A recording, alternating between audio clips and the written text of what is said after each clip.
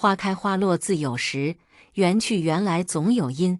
大家好，欢迎收听《翠花的秘密》。吴妈，我的月子餐做好了吗？我有点饿了，刚做完一套瑜伽，我的肚子开始咕噜咕噜叫。吴妈是老公丁远家里用了10几年的老保姆了。我生了孩子后，公婆让她过来照顾我的饮食起居。生下女儿小芒果之前，婆婆就建议我做满100天月子，好好休养身体。孩子有育儿嫂张嫂照看，家务由吴妈负责。我又因为生孩子暂时休了学，一下子闲了下来。我给自己排了个计划表，除了保证休息时间充足外，还包括产后康复运动、看文献、学画画。连妈妈都感慨我嫁到了好人家，肯定能做一个舒服的月子，又叮嘱我要惜福，要与婆家人和睦相处。我耳朵都听得起茧子了。妈，我公婆说了，他们和年轻人生活习惯不同，不和我们同住。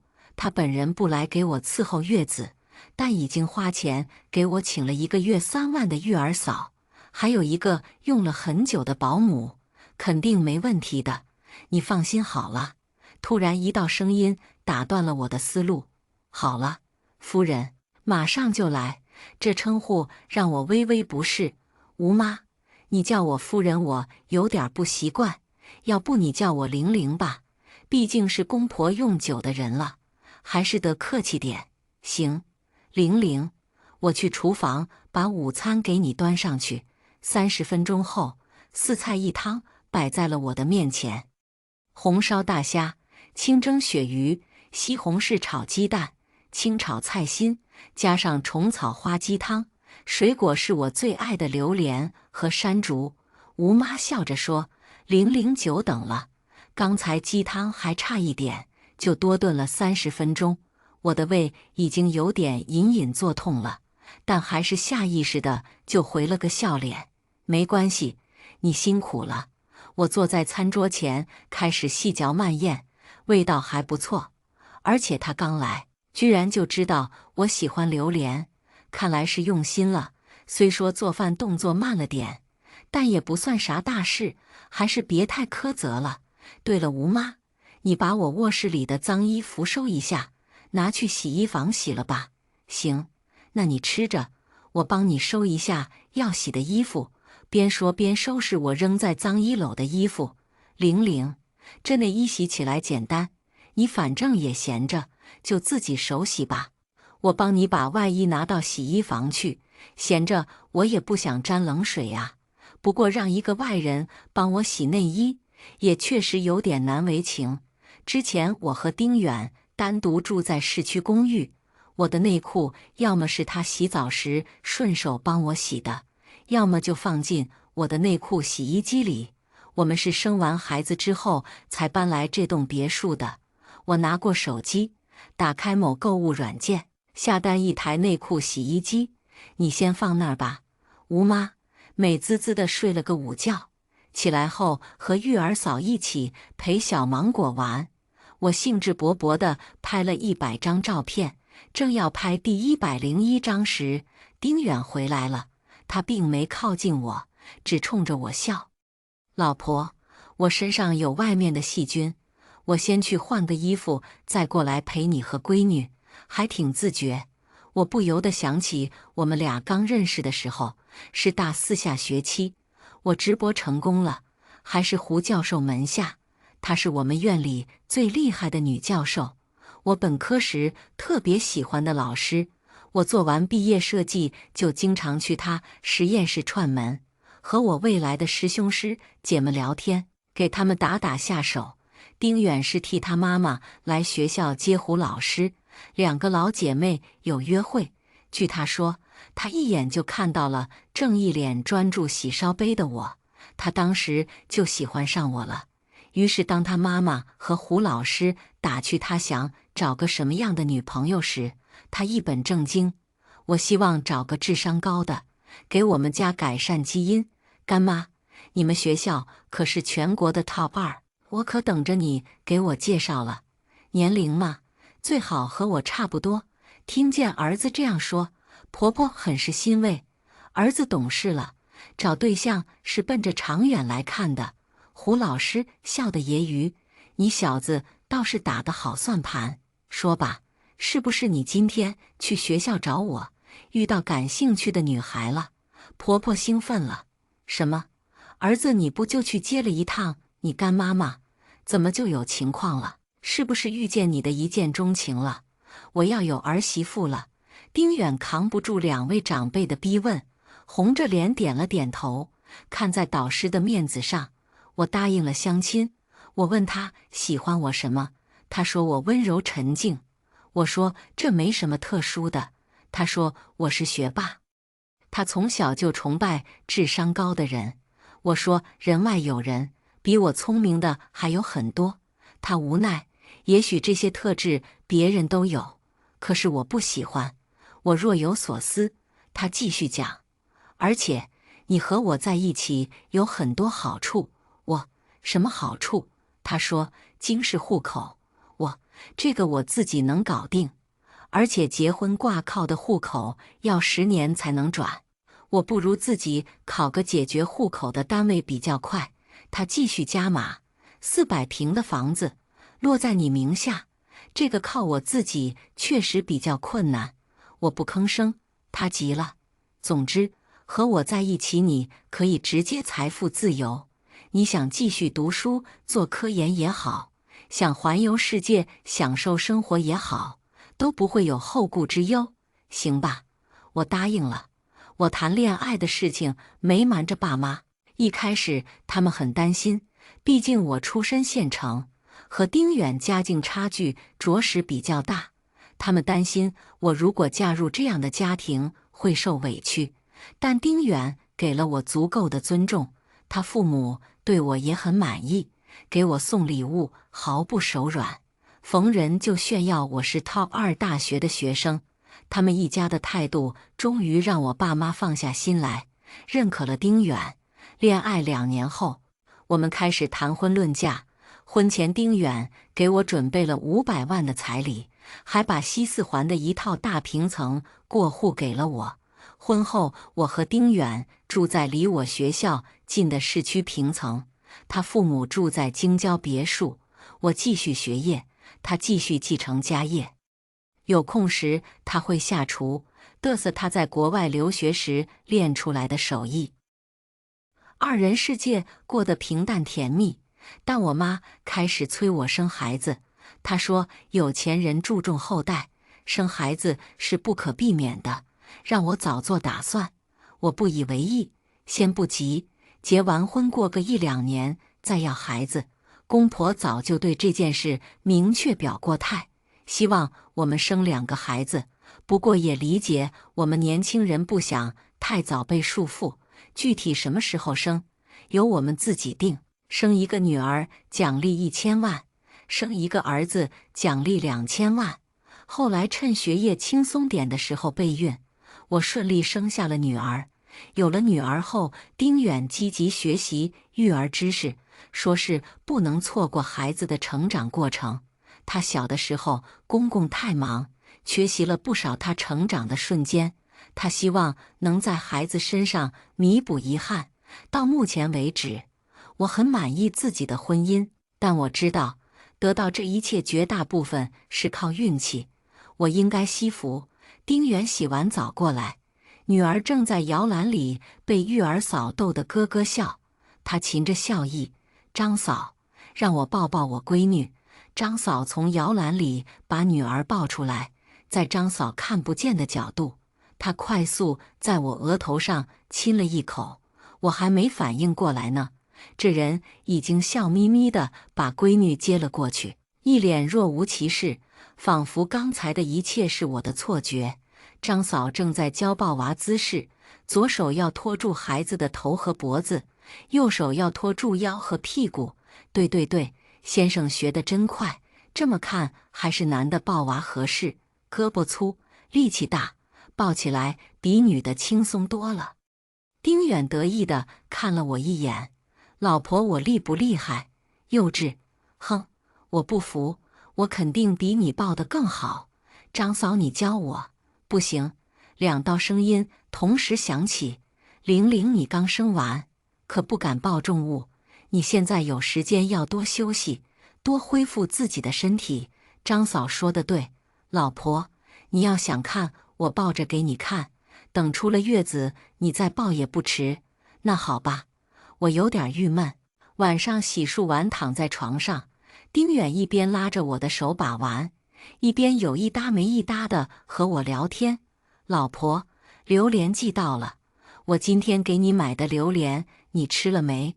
闻言我忍不住笑了，原来是你买的呀，我还以为是吴妈买的。想起今天那份迟到半小时的鸡汤，我好奇地问丁远，吴妈在你家做事到底多久了呀？你怎么突然想起来问这个？毕竟是你家用久的人了，我了解清楚，不是更方便以后的相处吗？他瞪我一眼，不满道：什么你家？是咱家。好，咱家。吴妈她家里到底啥情况啊？她在咱家做保姆，差不多有12年了。至于她的家庭情况，我不是十分清楚，只记得她家里是京郊农村的，有一个女儿和一个儿子，是姐弟2个，应该也在上大学的年纪了。能在家里做这么多年，爸妈应该是挺满意她的吧？吴妈做事很是细致周到。我在家可以说衣来伸手饭来张口，直到出国上大学才慢慢锻炼自己的独立生活能力。细致周到。那么今天的事情真的是偶然吗？转眼间我吃完就睡，睡醒就吃的舒服日子持续了2周。吴妈好像又看不下去了。玲玲，你不能总躺着呀，也该起来管管孩子，怎么能全交给育儿嫂？我每天都会陪孩子啊，光是逗孩子哪行？你一个当妈的，总得学会抱孩子，给孩子喂奶吧。小芒果这孩子也是可怜，只能吃奶粉，吃不着自己亲妈的奶水。玲玲，要不我给你炖点下奶的汤？我哭笑不得。吴妈，你只需要管我的饮食起居就行，别的你不用操心。我不喂奶是我自己的决定，我吃了回奶药，也不需要喝什么催奶汤。至于小芒果，我们请育儿嫂就是为了让我好好休息的，人张嫂带的挺好的，我很放心。张嫂带的再好，也不是小芒果亲妈。你个亲妈心真够大的。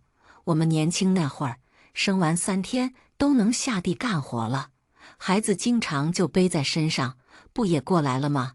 现在的年轻人比我们那时候娇贵多了。吴妈眼看越说越不像话，我出声喝止了她。我冷了脸，我不是你，现在也不是几十年前，你先下去帮我把今天的燕窝炖了吧。吴妈讪讪地闭了嘴，应了声好，下楼去了。下午丁远给我发了微信，说今天估计要晚1个小时到家，让我先吃晚饭，不用等他。我愉快地答应了。结果到了饭点，吴妈没动静。吴妈，我不是跟你说了吗？先生今天晚点回，晚饭我先吃。吴妈一副为我考虑的样子。玲玲，要不还是等先生回来一起吃吧，你自己先吃不太合适。我的火气噌的一下就起来了。你倒是说说，哪里不合适？夫人，我是为你好，先生毕竟是一家之主，你又在家闲着没事，也不看孩子，你是不是也该收拾收拾，打扮打扮自己？晚饭等先生一起吃，这是起码的尊重。先生虽说宠着你，但是你自己也得注意分寸。说句托大的，我在丁家毕竟也做了10几年了，还是比较了解先生一家的。10几年，又是10几年，就会拿这个说事，烦死了。但顾及公婆，这口气我还不得不忍。就在这时，我听到汽车的声音，到窗口一看，丁远开车进了院子。先生到家了。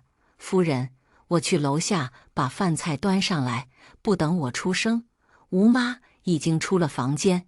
我慢吞吞地洗了把脸，换了条真丝连衣裙，往小餐厅走。老婆，丁远的眼睛惊喜地亮了一瞬，你今天真好看。然后就开始哭唧唧。老婆，你太狠心了，你怎么能拿这个来考验我？哭的真假？我白了他一眼，他狗腿地拉开椅子扶我坐下。旁边吴妈正把饭菜一一摆上桌。先生，你最近忙完工作还要学习，带孩子实在是辛苦，这是我特意给你煲的靓汤，这个虾很鲜，我剥给你尝尝。不用了，吴妈，像我自己煲就行。丁远笑着说，您也别老把我当小孩子宠着，您做饭辛苦了，先去1楼休息休息吧，我陪玲玲吃饭就行了。好嘞，还是少爷体谅我，关心我，那我先下去了，有事就叫我。说完，在丁远看不到的角度，得意地看了我一眼，昂着头出去了。莫名其妙，以他的年纪都可以给丁远当妈了，怎么还暗戳戳的和我辞敬？图啥呢？第二天，我照例午睡完去看小芒果，张嫂在给小芒果洗澡，先抱在怀里给宝宝洗了脸，再捏住耳朵，打湿头发，挤了洗发水轻柔的按摩，冲洗干净，最后伴着羊水音效，轻轻把宝宝放进浴缸。小芒果舒服地在水里睡着了，怕吵着宝宝，张嫂低声说：“玲玲，我有件事想和你说。”我看着闺女的睡颜，随口回：“什么事？你说吧。”她好像有点难以启齿：“你小心点，吴妈。”她又怎么了？她说暑假马上到了，她会让她女儿住到这儿来，因为什么？他说：“既然你生不出儿子，不如换个人来生。”我都气笑了，志向还真远大，不知道他是想让自己女儿上位呢，还是垂涎那2000万呢？想到什么，我重新看向张嫂：“你怎么会知道这件事？”她急忙解释：“是一起吃饭的时候，吴妈见我不认识海参，笑我没见过世面。她说我是攀上了丁家才能留在京城，不像他，一出生就是京城人。还说像丁家这样的豪门，怎么也得有儿子继承家业。他毕竟照顾少爷了7、8年，他当半个儿子看待，他都替老爷夫人着急呢。他是丁家的老人，你是我生了孩子之后才来的，我们家的事你似乎不该管。不瞒夫人，一来我看不惯吴妈倚老卖老的样子，二来我来丁家这段时间，你和先生都待我很好，薪水也高，我也是想争取多留一段时间。我轻轻地抚摸女儿柔软的头发，行了，还是继续叫玲玲吧。你这段时间带小芒果带得很好，我都看在眼里，我会和中介说多留你一段时间的。吴妈动作挺快，晚上睡觉前，丁远就和我说了吴妙妙的事，问我答不答应。最近你在家坐月子，他来了会不会打扰你？没关系啊，我大部分时间都待在2楼，他打扰不到我。我倒要看看他能弄出什么幺蛾子，真有什么出格举动的话，正好名正言顺地辞退他。好，那我明天早上跟吴妈说。睡吧。他在我额头上印上一吻，晚安，老婆。第二天，吴妈带着一个小姑娘来见我，小姑娘跟在吴妈身后，微微低着头，只在吴妈喊她叫人后，才抬头看我，轻声道：“夫人好，我叫吴妙妙。”她一张小巧精致的瓜子脸，额头饱满，鼻头圆润。身上是简单的白色棉质 T 恤和浅蓝色牛仔裤，看起来一副乖巧羞怯的模样。玲玲，她年纪小，没见过什么世面，你千万别见怪。我看2楼还有3个房间空着，要不挑一间安排她住吧。你们年纪相近，不嫌弃的话，你就当她是个妹妹。陪你聊聊天解解闷。我似笑非笑，行啊，吴妈考虑得很周到，就这么办吧。那我把妙妙就安排在书房旁边的房间吧，我先带她过去。谢谢夫人。小姑娘仍是怯怯地说：“谢谢夫人。”没过多久，主卧房间响起敲门声。夫人，你吃点心的时间到了。我正坐在主卧小客厅的沙发上看综艺，进来吧。小姑娘进来了，看到电视上的节目，惊讶了一瞬，没想到夫人也看这个综艺。我以为学霸都不看任何综艺节目的，没想到你还对学霸有刻板印象。她有些不好意思，其实我没接触过您这样的清大的学霸。虽然我生在京城，很多人都觉得我们上学很轻松，400分就能上清大。可实际上，我出生在京郊农村，教育资源挺不好的。我高中同学最厉害的也只能考过一本线。其实清大是我的梦中情校。我笑而不语。小姑娘有些尴尬地转了话题：“我帮您收拾下房间吧。你不是保姆，这些不是你的活。没关系的，我这也是帮我妈。我很会收拾家务的。我妈在家时间少，家里的家务都是我做的。再说我在这儿住着，本身就已经很打扰了，做点事对我来说不算什么。”小姑娘做事很麻利，态度也很真诚，倒不太像她妈妈。奇怪了，她难道不知道自己来这儿的目的吗？还是她演技已经炉火纯青了？晚饭时间，吴妙妙面对丁远又恢复成了拘谨的样子，连端菜时都不肯靠近，极力避嫌。吴妈暗暗给她使了好几个眼色，吴妙妙依然没反应。上完菜就自觉地离开了餐厅，除了打招呼，一句话都没和丁远说。甚至丁远晚上在书房处理文件，吴妈让吴妙妙进去送牛奶，她也1分钟就出来了。反而是白天和我在一起的时间更多，我干脆装成什么都不知道的样子，陪着他们演。玲玲姐，你看我给小芒果拍的这张照片，他好可爱呀！这要是放到网上准的火起来，哪有那么夸张啦？网络上好看的小孩有很多呢。玲玲姐，你这不是谦虚，是凡尔赛呀！这要是放社交平台上，高赞绝对是又想骗我生女儿，或者是跟我聊我学校。玲玲姐，你看我这个第1学历能考你们学校的研究生吗？你们学校哪个专业比较好？我能求点考研资料吗？吴妙妙每天装傻不上道。吴妈开始着急了，她在背后偷偷骂吴妙妙：“你怎么这么蠢？我叫你来丁家做什么？你是不是忘得一干二净了？男人没有不偷腥的，咱们这位丁少爷每天和他睡一起，还偏偏不能做，肯定正难受着。你不趁他坐月子的时候下手，还要等到什么时候？”吴妙妙：“妈，我早就说过了，我不当小三，我要脸。”吴妈：“你说什么？你是说你妈我不要脸吗？你翅膀硬了，还敢犟嘴？你是我生的，我让你干，你就得干，你欠我的。”吴妙妙：“就算还也不是这样还，我毕业了会自己找工作赚钱，我要赚清清白白的钱，这种钱我嫌脏。”吴妈气得举起巴掌就要扇，吴妙妙丝毫不惧：“你扇，来照这里扇，我肿成个猪头。丁远更不会喜欢我。”吴妈气羞羞地放下巴掌，开始走怀柔路线。妙妙，妈也不想这样，可是这种事在他们富豪圈子里其实非常平常，真没什么大不了的。少爷对那个女的也就是一时的兴趣，他从小到大没接触过小县城来的，新鲜罢了。男的都是看脸的，我闺女比他好看，我就不信丁远不喜欢。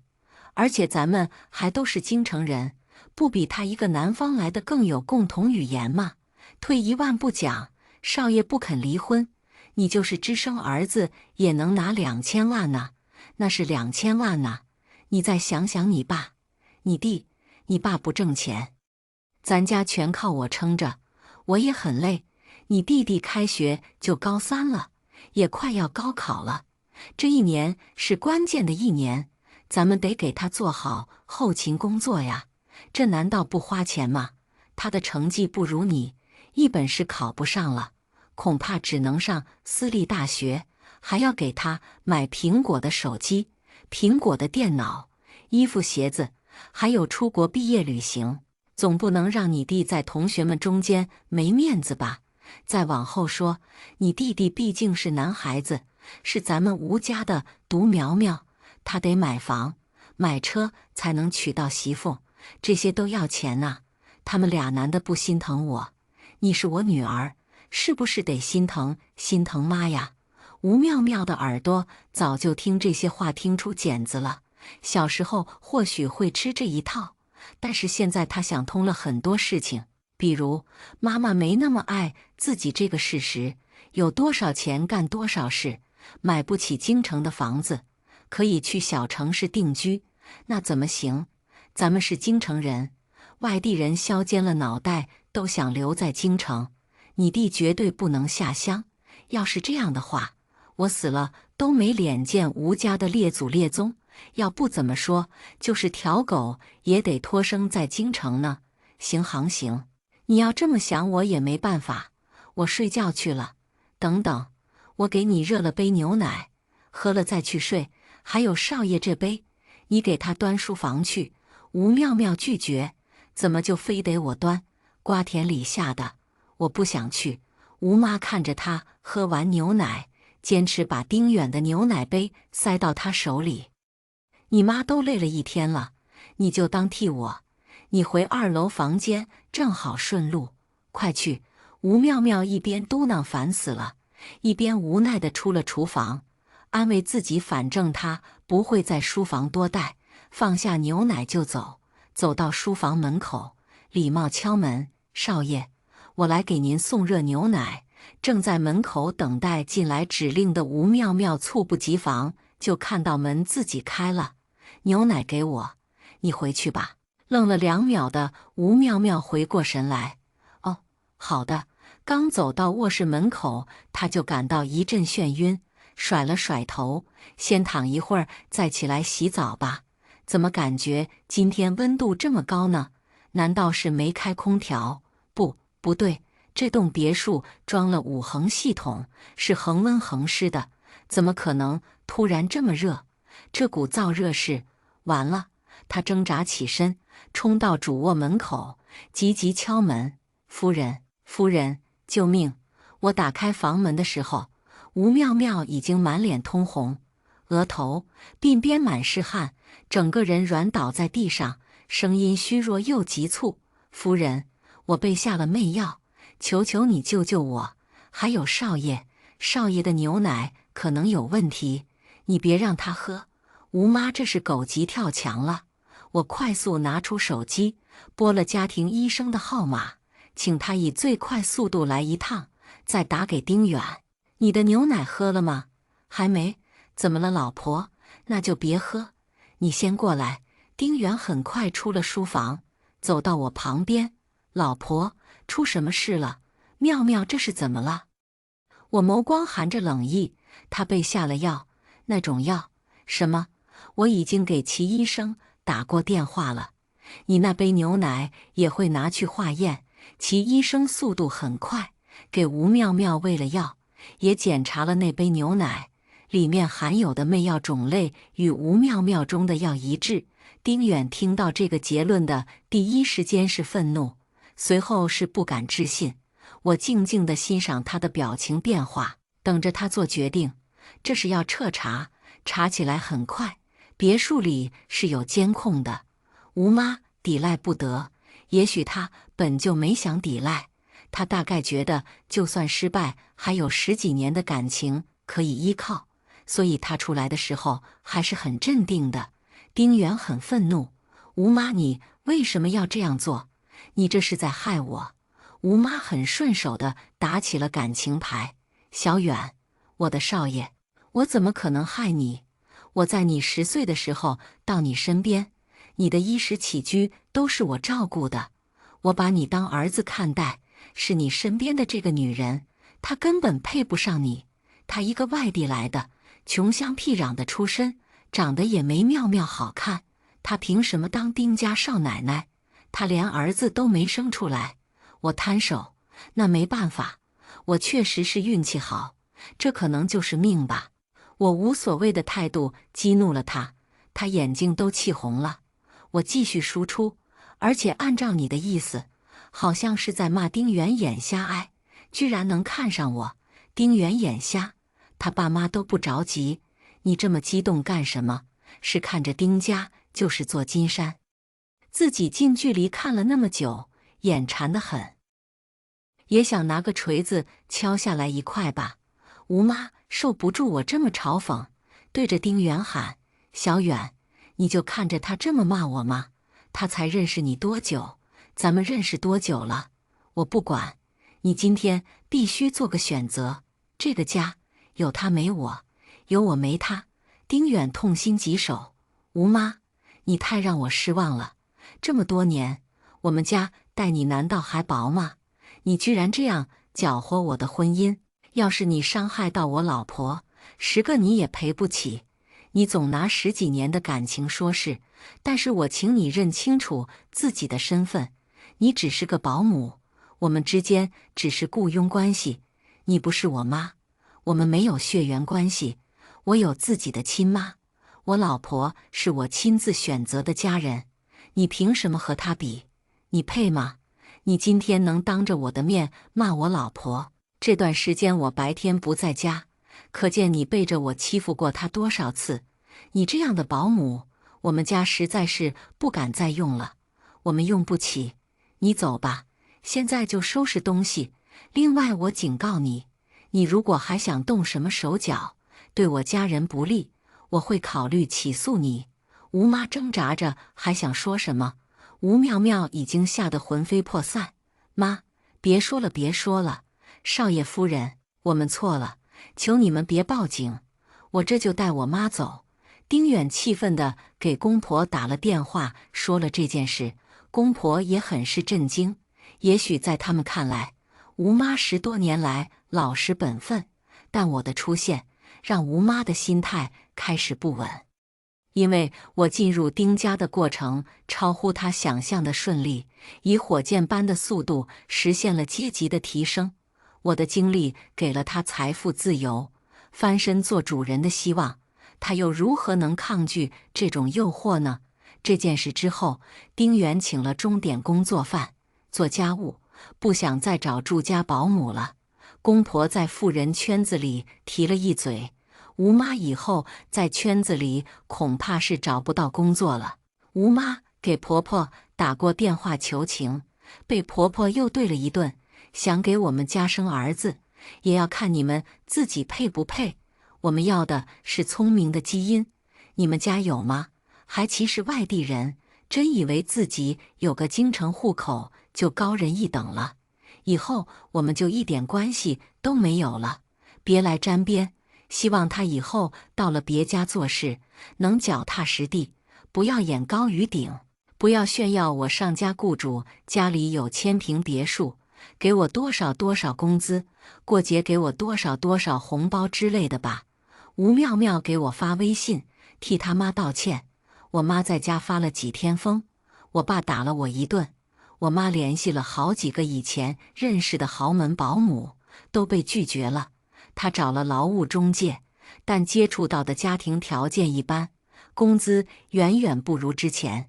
我弟弟看他不能挣钱，已经跟他闹翻了。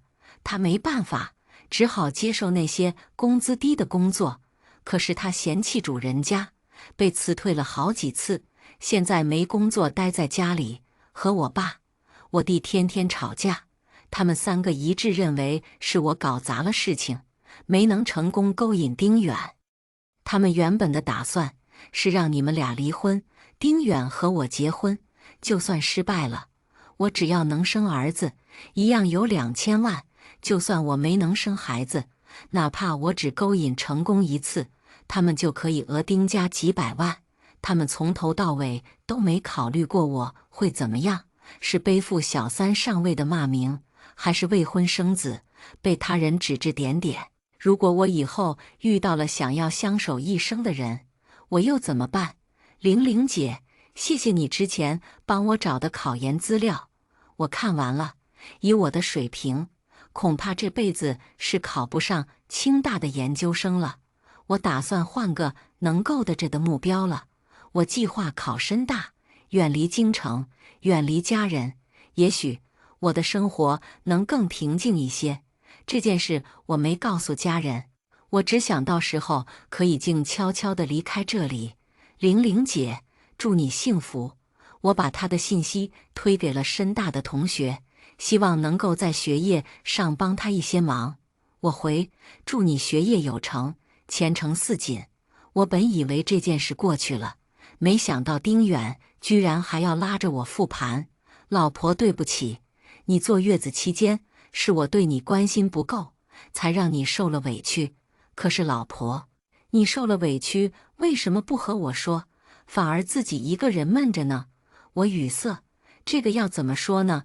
丁远好像并没有一定要我给个答案，自顾自地说了下去。老婆，我隐隐约约感觉到你在我面前有些自卑，可是你明明已经超级棒了。我成长过程中所得到的一切，不过是依赖父辈。如果让我们站在同一起跑线，我肯定是比不上你的。我知道你在吴妈挑衅的时候不处理是顾及我，你放任吴妙妙住进家里，也许是存了想要试探我的心。可是老婆，你是咱们小家的女主人，你是丁家的一员，你的身份是可以理直气壮的。如果我和吴妙妙暧昧，你可以打我的。扑哧，我看着她可怜兮兮，像个小狗狗一样真诚的眼睛，忍不住笑出声。我清了清嗓子，故作深沉道：“朕哪里舍得？”丁远不满了，皇上只管哄臣妾，明明您已经3个月没翻我牌子了。翻，今天晚上就翻。休学结束，我回学校继续读博。我泡在实验室做实验，要洗的烧杯更多了。偶尔闲着也会拉着同门看我女儿的照片、视频。师妹笑着说：“现在的小孩子，连黑历史都是高清的，记得留好，等她长大了放给她看。”休息的时候，我也带过女儿去我的学校，还没有孩子的同门争着抱，夸小芒果天使宝宝。已经有孩子的同门笑他们天真，有孩子的才能体会天使宝宝背后的恶魔。小芒果3岁的时候，我终于要毕业了。预答辩之后的公开答辩，导师允许我们邀请家属，全家都来给我捧场。丁远在我答辩时一直专注地看我，眼睛里有光芒闪烁。爸妈听不懂我讲了什么，但不妨碍他们为我骄傲。致谢的时候，我感谢了很多人，说到家人时忍不住热泪盈眶。答辩结束后，丁远带着女儿一起献给我一束花，热烈绽放的花朵好似骄阳，映衬着他眼底毫不掩饰的爱意。清风拂过，我的发丝微扬。下面我们来听第2个故事。这天，我加班回到家才进门没多久，婆婆就神秘兮兮地拉着我到她房间，一脸欲言又止，神情很是纠结。妈，你是有什么话和我说吗？这个时候我已经很累了，刚赶完项目，只想好好睡个昏天黑地。看婆婆的神情，又好似有很重要的事要说，我又不好意思开口。经过一番天人交战，婆婆总算开口，语气还带着愧疚：“希云呐，你最近和宋俊感情怎么样？你们俩一个医生，一个公司高管，忙起来在一个家都碰不到几次面，好端端的，婆婆怎么关心起我和宋俊的感情了？”出于对长辈的尊敬，我耐心陪着婆婆聊天。我和宋俊感情挺好的呀，他支持我，我也理解她，怎么好端端地问起这个了。婆婆沉默了片刻，突然和我说起她和公公的婚姻经历。婆婆和公公年少时也算得上夫妻伉俪，感情颇好。随着时间流逝，公公又常年在外奔波，两人聚少离多。到后来，公公出轨了，小三闹上了门，婆婆才知道，两人也因此大打出手，然后还是离婚了。离婚后没几年，公公死了，小三跑了，婆婆一个人独自把宋俊拉扯大，很是不容易。这也是为什么我和宋俊结婚后，我主动提出要和婆婆一起住。其实我也听宋俊提过，我甚至还开玩笑打趣他，都说子如父，将来你不会也给我找个什么小三、小四的吧？当时宋俊被吓得脸色煞白，直接一个滑跪，在我面前信誓旦旦和我保证，如果我宋俊以后出轨，那就让我天打雷劈，死了不能火化，尸体长满蛆，坟墓还得被人掘。所以我不理解婆婆突然和我说这个是什么意思，是在提醒我最近太忙了，忽略了宋俊，怕我们会婚变。婆婆说到后面语气凝重，拉起了我的手，妈知道你是个好孩子，我也把你当亲生女儿一样。宋俊虽然是我儿子，可他以后要是做了什么对不起你的事，你别委屈自己，妈一定支持你的。婆婆的一番话让我感动不已。试问有几个婆婆能做到这样？不都是向着自己儿子说话的？我也和婆婆表示，我和宋俊一定会好好的，顺便反省了一下自己，最近确实和宋俊交流的很少。宋俊刚升为主治医师，偏偏赶上甲流，忙得不可开交，每天急诊都是人满为患，所以他最近也鲜少回家，都是住在医院。我也因为手上的项目加班熬夜，我们俩见面的次数少得可怜，平常也就打打电话。作为妻子，我确实有些不合格了。和婆婆聊完，我就回到了自己房间，想给宋俊打个电话。看了看这个点，凌晨1点，他也早就睡了吧？刚好最近几天我也休息，以前宋俊不忙的时候都是主动来接我下班，现在轮到我给他个惊喜了。第二天一大早，我和婆婆说了中午去给宋俊送饭，婆婆很是开心。我亲手下厨煲汤，婆婆负责炒菜，准备好一切，已经11点。家里到医院半个小时，时间刚好差不多。出门的时候，婆婆打了个电话，还特地回房间避开了我。我急着出门没放到心上。到了医院，我按着记忆找到宋俊的办公室，刚准备进门，迎面出来个女人，身材丰满，杏仁圆眼，面带桃花，笑得很是羞涩。我和她擦肩而过时，她停下了脚步，看了我一眼，挑了挑眉，有点挑衅的意味。她没说话，径直往前走。我看着女人的身影，在脑海中翻了一遍，不认识，没印象。抬头看了看急诊室的牌子，脑子有病吧？我拎着保温盒走了进去。宋俊一身白大褂，戴着一副金丝眼镜，脸上没有表情时显得冷漠疏离，还有几分禁欲。他低头不知道在写什么。我咳了咳，宋俊听到动静抬头，我清晰地看见他眼底闪过几分不耐烦，看见是我时眼睛一亮，瞬间多了几分人情味儿。宋俊连忙起身，由于太急，把椅子带到，发出砰的一声，他也没管，大步流星走到我面前，将我拦在怀里。难以掩饰的喜悦，老婆，你怎么来了？我知道了，你一定是想我了，对不对？老婆太爱我怎么办呢？没关系，我会更爱老婆的。一日不见如隔三秋，我和老婆大人多久没见了？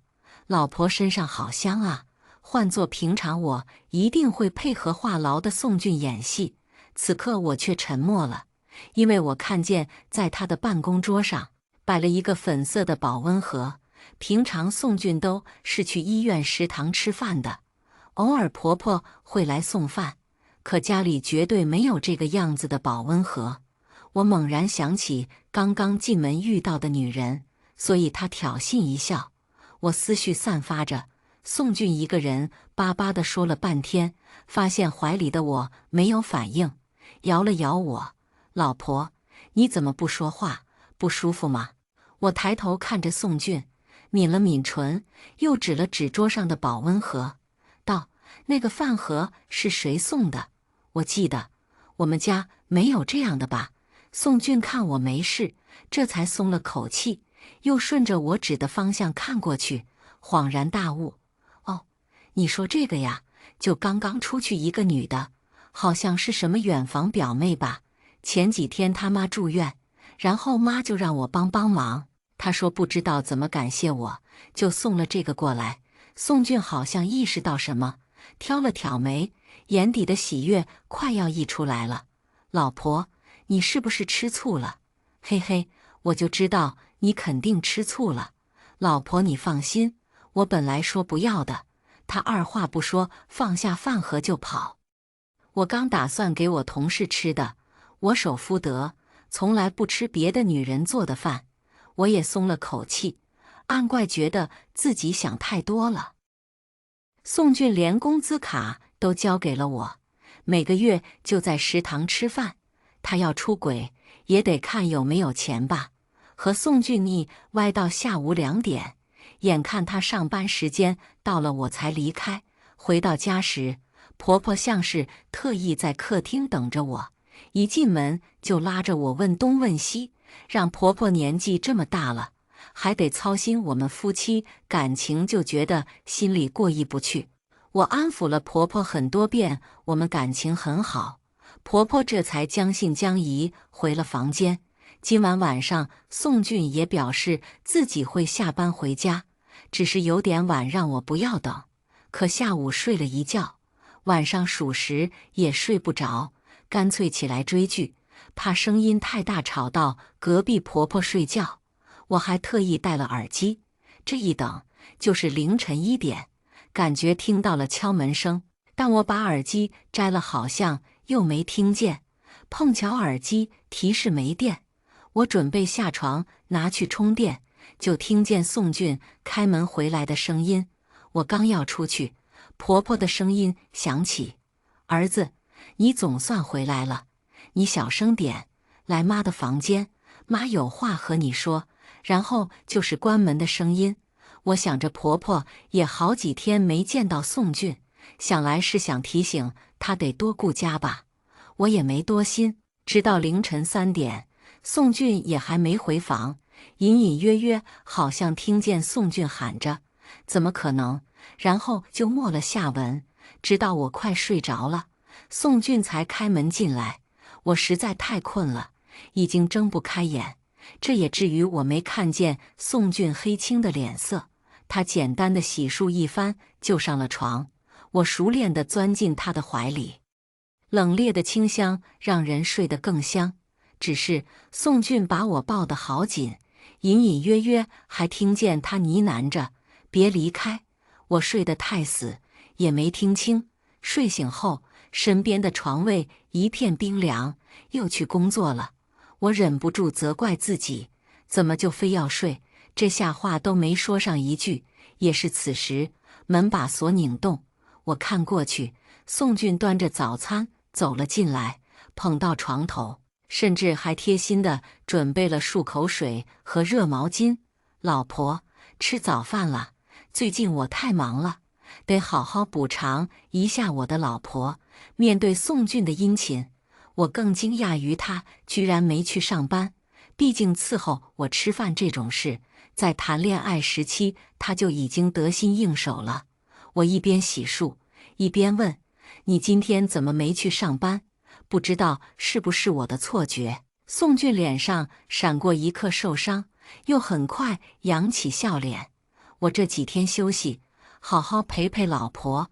宋俊说陪我就真的陪我，他直接安排好了一天的行程，先带我去做个 SPA， 同时还能做个美甲，做完再去逛街买，还预约了我想吃很久一直没空去的餐厅，最后还看一场电影。说实话，一套下来，宋俊不觉得累，我已经觉得累了。真的还要去看电影吗？我看着他拎着大包小包，全是给我买的衣服。宋俊脸上闪过一丝受伤。怎么了，老婆？你现在连电影都不想和我看了吗？我赶紧往他脸上啄了一口，看，你想看什么？我们都看。就当我以为宋俊只是今天这么殷勤的时候，他接下来的几天都寸步不离地守着我，就连我回个工作消息，他都紧张兮兮地问我是不是不爱他了。妈是不是和你说了什么？我以为是婆婆警告宋俊了，他立马摇头，没有，妈什么都没和我说。直到宋俊的假修完，不得不去上班时，他非要我发誓保证只能爱他一个人。我连忙点头，最近我们感情确实很好，婆婆应该也能放心了吧。没想到宋俊前脚出门，婆婆后脚就又拉着我语重心长地聊天了。希云呐，你别嫌妈妈唠叨，男人一次不忠，终生不用，你千万别委屈了自己，知道吗？都说子如父，是我们宋家对不起你呀。心下警铃大响，婆婆这话已经不是暗示了，分明是明示，明示她儿子，我老公出轨了。我不敢置信，这几天和宋俊的相处浮现脑海，换作平常，医院这么忙的时候，他绝对不会主动休假，都是冲在最前头的。而且这几日宋俊确实很反常，宋俊好像总是担心我会离开他，可他没做什么错事，何必这么小心翼翼的？要是有人和我说宋俊出轨，我是极其不信的。可现在我面前的这个是宋俊的亲妈，难道她还会扯谎不成？我也想不到婆婆扯谎的原因，换成其他人，不应该是替自己儿子瞒着，甚至还会得意自己儿子魅力十足，招人喜欢。我心下一沉，浑浑噩噩的，可我也不想单方面就判了宋俊死刑。这些年我们多不容易走到现在，我也记不清是怎么和婆婆说，又是怎么回到自己房间的。拿起手机想直接问时，我才注意到宋俊接连发了10几条消息问我在干嘛。平常他在黏我，上班的时候也是不怎么碰手机的，所以这个举动确实很反常。我决定主动出击，反正我假期还有1个星期，我决定天天去医院给宋俊送饭。要是真的有什么端倪，我也应该能看出来。接连7天，我都给宋俊送午饭，一切如常，没有像我想的那样遇见什么抓奸现场。第6天，婆婆看不下去了，你天天给宋俊送饭，也不见他回家一趟，白眼狼。我不想婆婆担心，安慰她，妈，你别乱想了，宋俊什么事也没有，他就是医院太忙了，等这段时间流感过了就好。可就当第7天，我在医院门口遇到了个人，宋俊口中的远房表妹。嫂子，我叫程倩，我们聊聊吧。我和她虽然遇见过，但我并没有表面身份，她怎么认识我的？我和程倩进了医院对面的咖啡厅，一坐下，表妹就开门见山，嫂子肯定很好奇，我是为什么知道你的吧？我没说话，扬了扬头示意他继续。是宋哥哥给我看过你照片，我想宋哥哥肯定和你说我是远房表妹了吧？他撩了撩头发，脖颈处连着沟壑处一道道显眼的红。结婚这么多年，我当然知道那是什么。这个女人不会下一句是其实我不是什么表妹，是宋俊的情人吗？不得不说，我猜得真准。其实我根本不是什么远房表妹，我和宋哥哥早就在一起了。说实话，他明确的和我说过不会和你离婚，可我嫉妒，凭什么我就只能做个不见光的小三，你就能享受宋太太的名号？我不否认你们曾经是有过爱情，可现在宋哥哥已经不爱你了。他明确的和我说过，对你只是亲情而已。他现在面对我才会脸红心跳。我觉得你就这样被蒙在鼓里也可怜，所以你们离婚吧。你好，我也好。程倩时刻在打量着我的神情，可让他失望了。就算宋俊真的出轨，小三找上门挑衅，我也不会露出一丝怯弱。说完了吗？说完我走了。程倩惊讶我的反应，好像就在说今天吃饭了吗？这种平常的小事，你不生气还是？你不信我说的话，他反而先急了，拿出包里的手机给我看了张照片，是宋俊躺在床上，半裸着身子，他依偎在宋俊的怀里。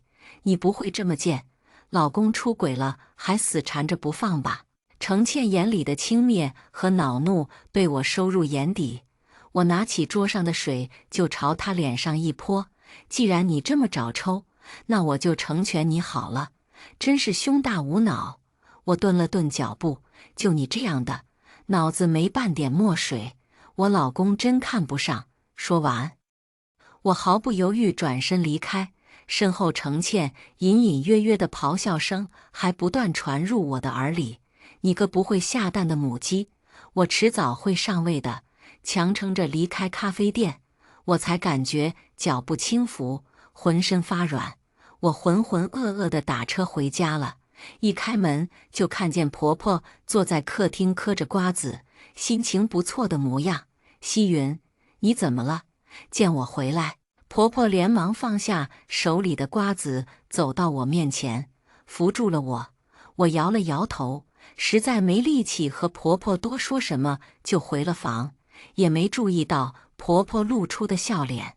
宋俊中途打了不少电话，我也没接，实在是不知道怎么面对他，是大声质疑，还是变成一个泼妇和他大吵大闹，或者是忍辱负重，像小说写的那样报复渣男，疯狂打脸，让他后悔，最后转身离开。我脑子乱糟糟的，甚至连宋俊什么时候回了家我都不知道，一睁眼就撞入他担忧的眼神中。怎么还在演戏？他不累吗？睡了太久，连带嗓子都有些干涩。宋俊，你别再演了，不累吗？宋俊愣在原地，没说话。过了片刻，他眼眶逐渐泛红。他这模样，是默认了吧？我的心脏此刻像有一只大手狠狠揉搓着，发痛发涩。谁知下一秒，宋俊直接扑进了我的怀里。老婆，我错了，都怪我工作太忙，没办法好好照顾你。我刚想开口让他别再找理由，他接下来的话却让我震惊。你别和我离婚，外面的野男人哪有我好？我以后不再那么忙了，实在不行，我转普通医师行不行？你别不要我，我没了你真的不行的。我愣了愣，这是不是和我想的不太一样？妈都和我说了，都是我的错，我能原谅你，只要你和外面的野男人断了。我不想离婚。呜呜呜，什么野男人？还婆婆说的？可婆婆明明和我说是宋俊出轨呀，这是怎么回事？还有宋俊什么意思？就算我出轨了，也能原谅我？事情太过震惊，我连喊了声让宋俊别哭了，他都没听见。闭嘴！我受不了，直接吼了出来。宋俊这才抽抽噎噎地停下。我觉得我们可能有点误会。接下来的半个小时里，我将婆婆是什么话里话外暗示我她出轨，以及程倩是如何找上门挑衅，以及照片为证的事全盘托出。宋俊也告诉我，那天夜里她回家，婆婆将她喊进房的全部经过。那天夜里，宋俊刚回家，婆婆就好像等了她很久一样，一进房门就先阴阳怪气一番。我就说了，你和周希云不合适吧？哪有一个女人天天忙工作，结婚3年肚子也没个动静？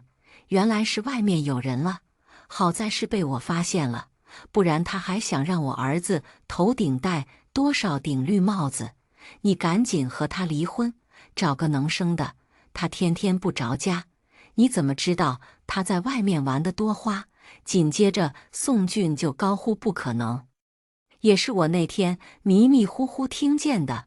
宋俊当场就不信，可婆婆还掏出了我和男人在街头接吻的照片，实际上只是错位图。那天刚好我谈完一个项目，和项目负责人分开，没想到居然被拍了下来。这也以至于宋俊接下来的几天都对我寸步不离，原来是以为我被外面的野男人迷惑了双眼。虽然宋俊是我老公，可我还是要称赞一句，王宝钏来了都得称你一声祖师爷。也就是说，婆婆在我们两头互相说我们出轨，怂恿我们离婚。为什么？就因为我3年不生。可这是我和宋俊一开始就商量好的，晚几年再要。当初也是请求过婆婆同意的。对了，程倩是谁？宋俊冷不丁地问了一嘴。我有几分沉默。你那个远房表妹。突然想到了什么，我和宋俊对视一眼。表妹是婆婆介绍的。妈，为什么要这么做？婆婆平常对我很好，很上心，连我亲妈来了都得靠后。回娘家时，我妈还打趣说她这个亲妈比不上我的婆婆，还夸我上辈子修了好福气。宋俊一下子起身，我要找妈问清楚，她为什么要这么做。我甚至没机会开口拦，宋俊砰砰砰的就摔门出去，在客厅大喊：妈，妈，你出来！生怕宋俊一时冲动做出什么出格的事，我连忙跟了出去。就见婆婆不急不慢，脸上的笑容都还没来得及收敛。儿子，怎么了？婆婆从她的卧室出来，见我和宋俊之间气氛不对，嘴角都难以压制地扬起，又压下，一副担心的模样。你是不是和希云吵架了？妈平常就和你说了，你是个男人，应该大度。妈，你别装了。宋俊打断了婆婆，他咬着后槽牙，眼角猩红。我们都知道了，你为什么要挑拨我和希云的感情，骗他说我出轨，在我这里又说他出轨？你这么做到底是为了什么？为什么要挑拨我们夫妻感情？妈，给我一个答案。宋俊情绪由激动转低落，像被人背叛后愤怒后的不可置信和失落，尤其是这个人还是自己的妈妈。婆婆愣了愣，似乎不敢相信我和宋俊识破了她的计谋，当下摔坐在地上，一边嚎啕大哭，一边捶腿。你以为我这么做都是为了谁？还不是为了你个没良心的！你和这个女人结婚3年，我天天看她脸色生活，任劳任怨地照顾你们，我图什么？不就是想图抱个孙子吗？周希云，你就是个自私的女人。谁家媳妇嫁进来不是辞职在家孝顺公婆，生儿育女？结果你天天在外面抛头露面。你们知道我出门别人都怎么笑我的吗？婆婆越哭越起劲，甚至还起身冲到我面前，被宋俊挡了下来。别以为我不知道，你就是个不会下蛋的母鸡，你就是想绝了我周家的后。我看着眼前我婆婆感到陌生，明明前一天她还笑呵呵地拉着我的手，告诉我别委屈自己。原来婆婆对我的好都是装出来的，她早就厌恶我，以后这个家有你没我。宋俊，你要是还把我当妈，你就和他离婚，然后和程倩结婚。我托人打听过了，他好生养，以后我有了孙子，你们还想在一起，我也不管了。婆婆已经疯魔，满嘴的传宗接代。我们也是才知道，原来婆婆对我们没有要孩子这件事这么执迷。妈，我张了张嘴，被婆婆打断。你别叫我妈，像你这种抛头露面的女人，谁知道你赚的钱干不干净，是不是陪男人赚来的？我儿子这么优秀，闭着眼都能找到比你好的，娶了你真是我们家倒了8辈子霉。我愣了愣，胸腔充斥着怒火。妈，我爱宋俊，所以我喊你一声妈。可要是长辈不正，我也不是非得尊敬你。你的行为不仅伤了我，也伤了你的好儿子。你自以为是替他找个好生养的女人，你在意过他的想法吗？婆婆朝我咆哮，嗓音尖利，眼神中的厌恶不再掩饰。我之前就是太顾忌他的想法，才让他娶了你。你个扫把星，别以为我不知道。我找算命的算了你的八字，你命中注定无子克夫。你这种人，要是在古代，就是犯了7出，要被进猪笼的。行了，妈，你住嘴吧。宋俊打断了婆婆说的话，直接牵起了我的手。我不会相信什么克夫克子，暂时不要孩子是我们一致的决定。就算西云生不了，一辈子不想生，我也永远只有这一个妻子。而且我们家也没有皇位要继承，这是21世纪，不是古代。妈，我看你自己冷静冷静吧。我和西云就不在你面前打扰你了。你什么时候想通了，我们什么时候回来。说完，宋俊不顾婆婆的阻拦，拉着我回房间，简单收拾了日用品，头也不回就从家里离开。婆婆在身后大喊大叫，宋俊也不回头，只有我知道他此刻内心难受极了。时间也不早了，我们随意找了个酒店住下，刷完房卡一进门，宋俊就将我紧紧抱住，也没说话。我也沉默着，抬头安抚着他的脑袋，只听他闷闷道：老婆，对不起，我让你受委屈了。你打我吧，骂我也好，你把气都撒在我身上，你别憋着。说实话，从家里出来时，我真的很愤怒。我是真心对婆婆好，也是真心把她当成我的亲妈来对待。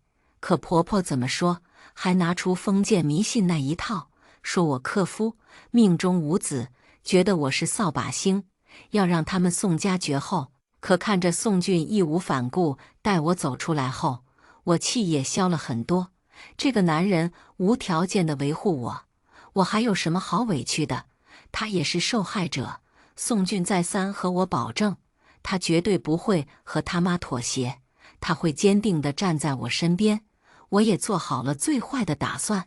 婆婆不喜欢我，大不了就别再见了。只是我没想到，婆婆竟然闹到了我娘家。我妈打电话过来的时候，我刚上班，等我请好假赶到我家时，就看见周围围满了邻居。婆婆坐在门口，手里拿着一瓶看似农药的瓶子。你们一家人是要逼死我呀？大家评评理，她家女儿嫁到我家3年，肚子里一个响都没有，难道不是不能生响，绝我老宋家的后吗？我逼他们离婚有什么错？今天周希云要是不和我儿子离婚，我就一瓶农药下去，死在他们家门口。周围邻居都是看着我长大的，对我也是呵护有加，都是在劝婆婆有话好好说。我挤进人群，我爸妈脸色铁青，站在婆婆面前一言不发，看我妈的样子，显然是被气急了。我一把夺过婆婆手里的瓶子，把里面的液体倒在了地上，流出来的都是水，我才放心。看来婆婆也没打算真死，我还以为这老太婆玩真的呢，没想到是装了矿泉水骗人啊。就是，希云可是我们从小看到大的，她这么优秀，别说当初了，就是现在都多少男人排着队想追她。能看上你儿子，那是你儿子的福气。身后不知道谁突然嘲讽了句，婆婆脸顿时红了。哇哇大叫，直拍地。天哪！你们这群人真的要逼死我呀！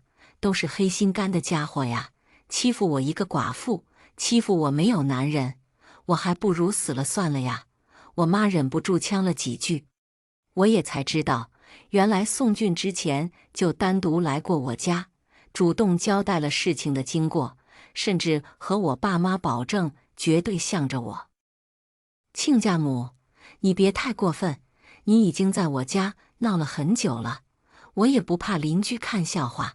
你家要是真想离婚，我们家也不上敢贴着。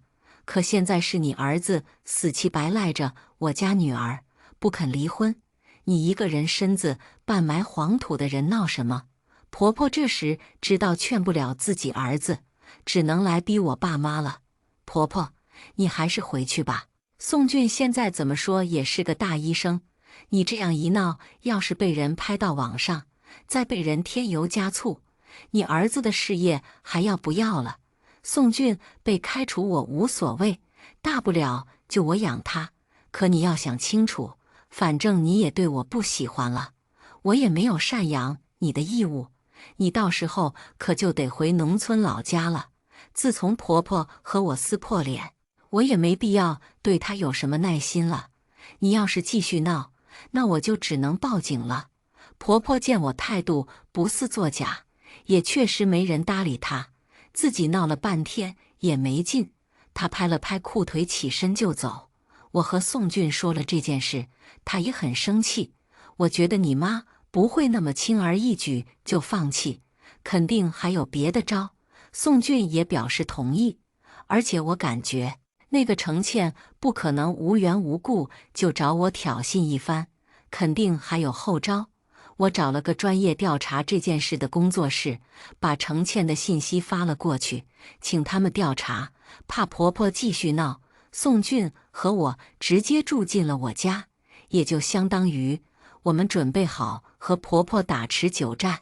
这些日子，婆婆不断发消息给宋俊，打电话，宋俊都不回应，要回应也只是一句：“我老婆在哪，我就在哪。”我们的举动却激怒了婆婆，她为了逼宋俊离婚，直接闹到了医院，这次还带着程倩。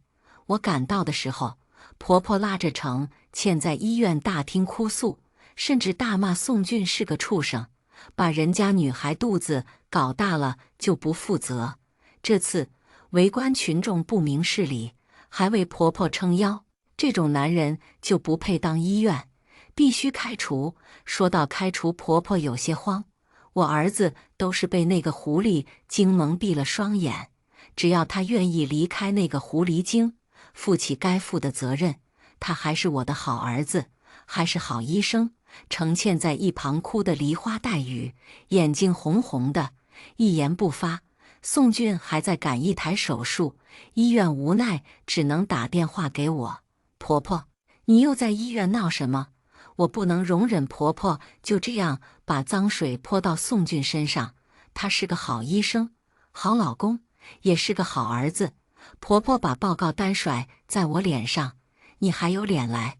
也行，你好好看看，程倩已经怀孕了，是我儿子的种。你要是还有点良心，赶紧和我儿子分开。”我下意识就接过报告单，一看，还真怀孕了。你有什么证据证明孩子是宋俊的？我看向程倩，眼神带着几分凌厉。就在几分钟前，我拜托工作室做的背调已经发到我手机上。他是个惯三，没少破坏别人的家庭，可惜他也没攀上什么好男人，能看上他的都是年纪大的。人家也不好，真为了一个小三离婚，次数多了，程倩的名声也臭了。这才来的宁氏，她也确实能算得上是婆婆娘家那里的亲戚，不过早都出五福了，平常也没联系，不知道通过谁搭上了线，还特地买通了算命的，说她自己旺夫好生养，这才让婆婆动了歪心思。婆婆见我怀疑程倩肚子里的种不是宋俊的，暴怒：“你什么意思？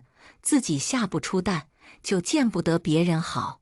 我告诉你，这个种就是我儿子的。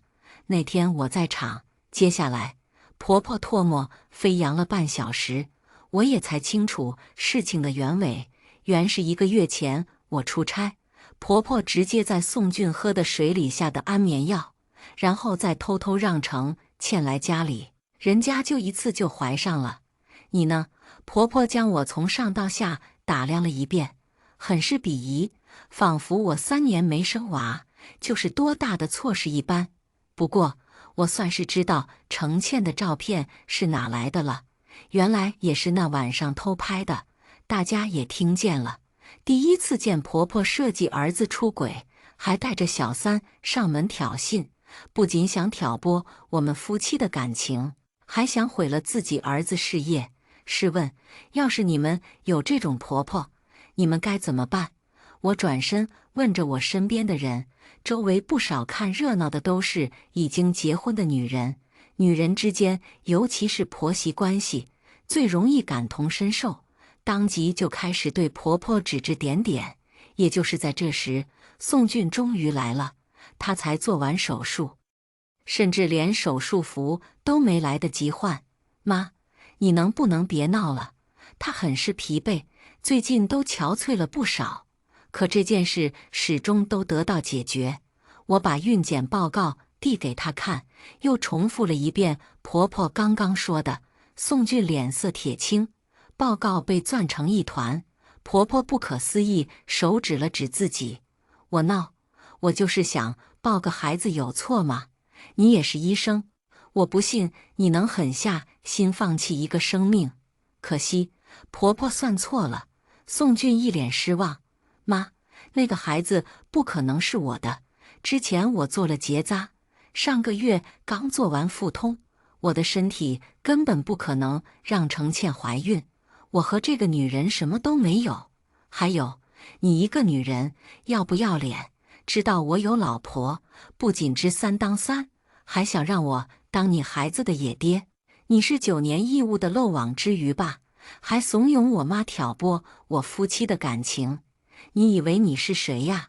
就你这样的，胸无大脑！别说脱光了衣服我看不上，就算你给我下药，我都情愿挥刀自宫，也不可能碰你一下。